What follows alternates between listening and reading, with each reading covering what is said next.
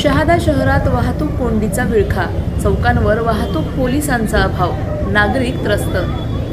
शहादा शहरातील प्रमुख चौकांमध्ये वाहतूक पोलिसांचा अभाव असल्याने दररोज मोठ्या प्रमाणात वाहतूक कोंडी होत असून नागरिकांना मनस्ताप सहन करावा लागत आहे। शहरातील 4 रस्ते, मुख्य चौक आणि गर्दीच्या ठिकाणी एकही वाहतूक हवालदार नियमितपणे दिसत नसल्याने वाहन चालक मनमानी पद्धतीने वाहने चालवत आहे। शहरात अनेक ठिकाणी नो एंट्रीचे फलक लावण्यात आले असले तरी अनेक वाहन चालक सर्रास नो एंट्रीतून ये-जा करत आहेत।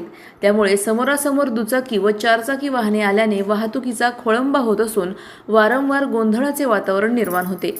अनेकदा वाहन चालकांमध्ये शाब्दिक वाद, तू मैं होण्याच्या घटना घडत असून कायदा व सुव्यवस्थेचाही प्रश्न निर्माण होण्याची शक्यता आहे।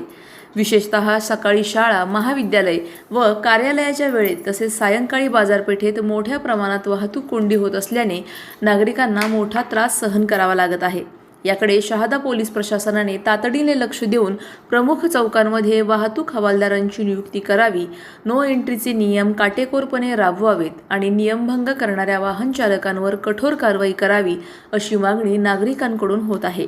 वाहतूक व्यवस्थेतील या त्रुटी दूर झाल्यास शहरातील वाहतूक सुरळीत होऊन अपघातांचे प्रमाण कमी होण्यास मदत होईल अशी अपेक्षा नागरिकांनी व्यक्त केली आहे। सलाउद्दीन लोहार, नंदुरबार, न्यूज 24। अशाच घडामोडींचा आढावा घेण्यासाठी आजच आपले YouTube चॅनलला सबस्क्राईब करा।